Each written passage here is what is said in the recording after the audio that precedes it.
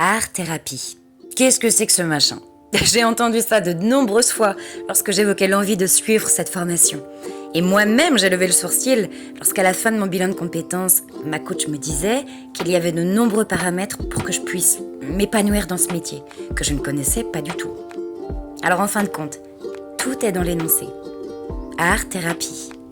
Thérapie par l'art.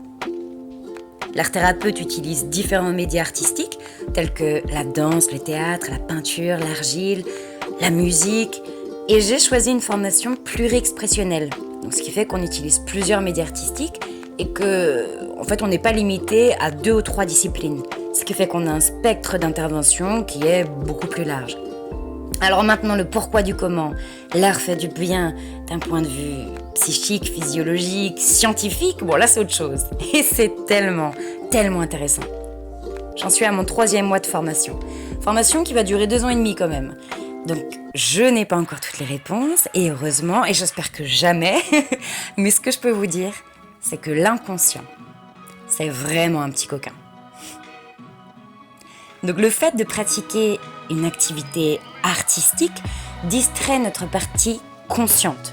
Ce qui fait que l'inconscient peut s'exprimer, alors il le fait déjà, au moyen de lapsus, d'actes manqués, de rêves, tandis qu'avec l'art, il s'exprime beaucoup plus librement. Les angoisses, les peurs, les traumas, les joies. L'inconscient guide notre corps pour exprimer sa voix. Donc l'art-thérapeute déclenche ce processus de manière contenante, parce que l'inconscient, c'est quand même un drôle d'animal, et au travers de mes expérimentations, je vais pouvoir concrètement vous parler de ce phénomène qui a été totalement incontrôlable.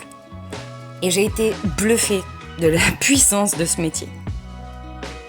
Lorsque notre partie consciente reprend le contrôle, après moultes efforts, et constate le foutoir que l'inconscient y a laissé, ça peut être très déstabilisant. Donc l'art-thérapeute a une mission d'accompagnement importante, non négligeable. Bon, j'ai vulgarisé les 2-3 notions que j'ai apprises, mais vous avez déjà un aperçu un petit peu moins flou.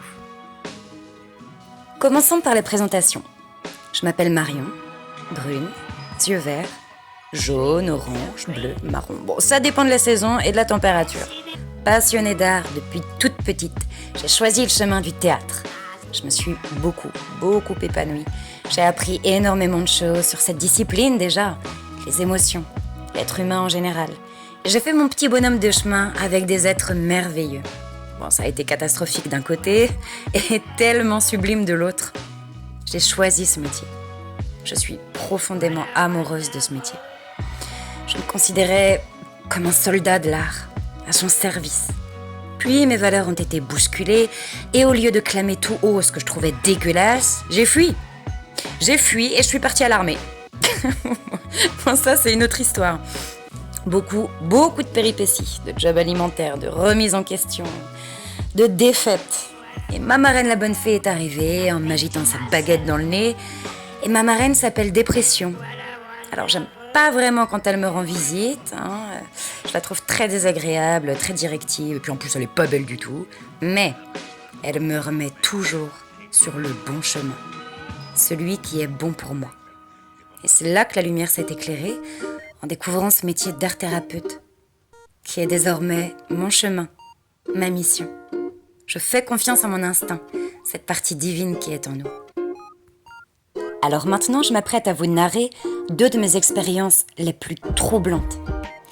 Et j'ai l'impression d'être Aldous Huxley, c'est un écrivain né fin 1800 et qui explique minutieusement son état lorsqu'il prend des drogues. Je vais faire pareil, parce que c'est un état de conscience modifié, mais sans drogue, juste avec de l'art. Comme quoi on peut se shooter avec n'importe quoi. Première expérience. Lors du stage d'entrée en formation, une art-thérapeute nous a fait expérimenter la méditation active. Donc nous étions tous sur des tapis couchés au sol. On écoutait l'art-thérapeute qui peu à peu nous entraînait dans un monde onirique. Elle évoquait simplement des lieux, des images. Elle nous donnait le squelette d'une histoire qu'on allait s'approprier par la suite. Et au fur et à mesure, je ne me sentais pas du tout à l'aise. L'exercice continuait et nous devions, en vision, bien sûr, nous retrouver autour d'un feu.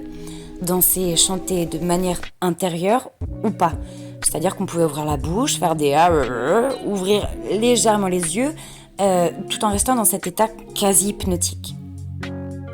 J'y arrivais pas.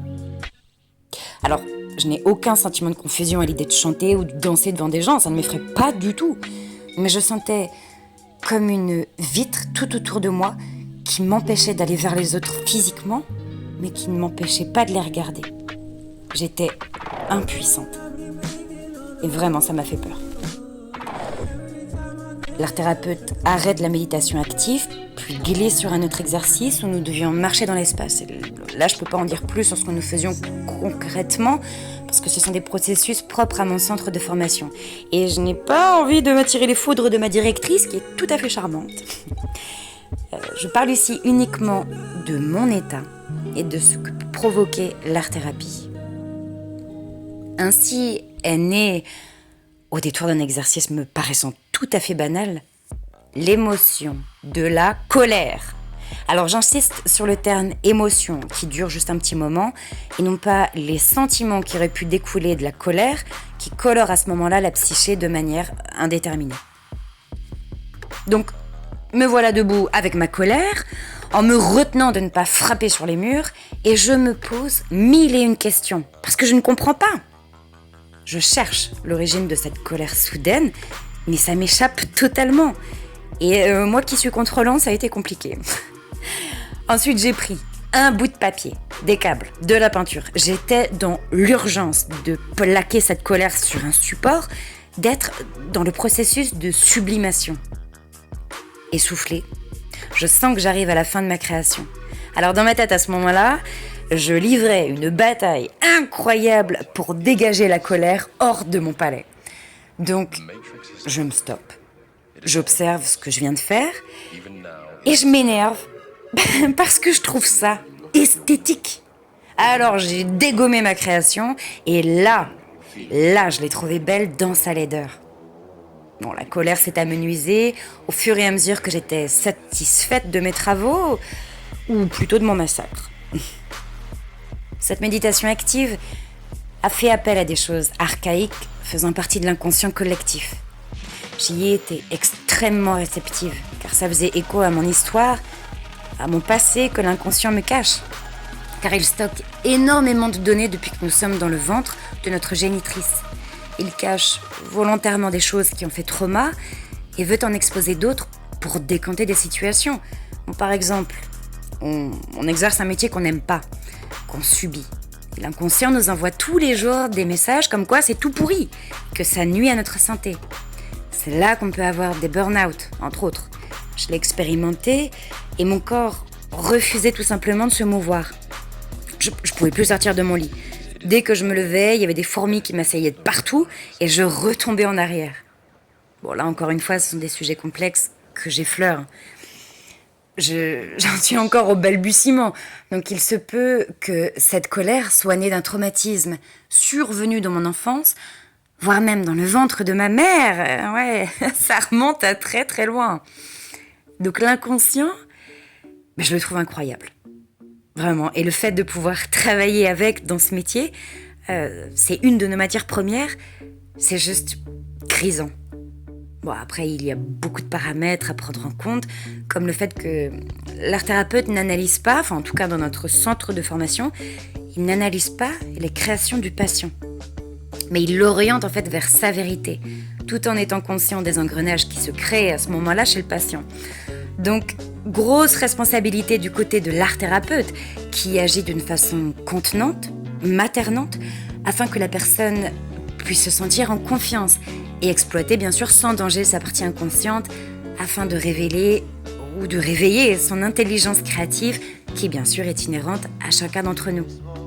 Cela permet du coup de mettre la lumière sur certains blocages.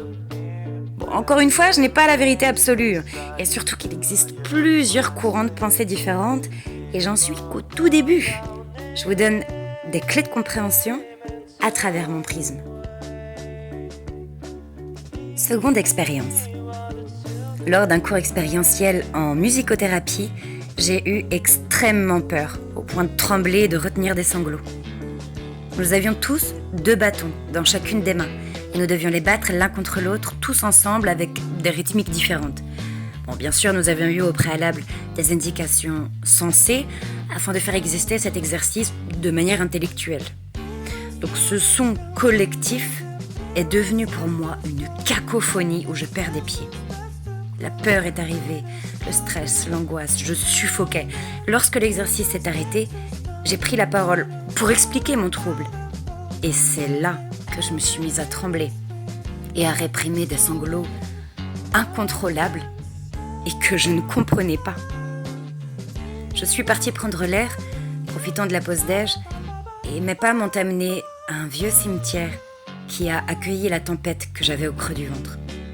J'y suis allée avec respect, je précise, je me suis pas mise à danser sur les tombes. Non, j'ai été élevée dans le respect des aînés, même s'il y en a qui sont de sombres tocards, je respecte. Bref, je tombe sur une épitaphe pour le moins particulière, car elle apostrophe directement le passant. Il y est écrit « Écoutez le murmure de la vie ». Bon, cela faisait écho à ce que je venais de vivre, donc j'y ai réfléchi tout en me calmant. J'ai toujours vécu dans un environnement bruyant, et ces sons de bois entrechoqués m'ont agressée, car ils ont réveillé une de mes mémoires. Bon, il y a d'autres choses beaucoup plus profondes que je ne comprends pas encore, et qui ont réveillé ma sensibilité et une certaine peur vis-à-vis de bruits que j'analysais jusque-là inoffensifs, comme d'entendre par exemple le chant d'un oiseau. J'observe avec ces deux expériences que les médias artistiques dirigés par une professionnelle me font tomber des barrières contrôlantes. Et de là émergent des trésors que je reconnais, mais que je ne souhaitais pas solliciter consciemment. Tout n'est pas forcément compréhensible, atteignable sur le moment, ou ne le sera jamais. C'est une redécouverte intime de notre moi profond. L'art-thérapie nous fait travailler au détour du jeu, et j'adore jouer. Alors, je vais continuer jusqu'à pouvoir exercer et voir l'autre se découvrir et ou se redécouvrir. La vie est belle.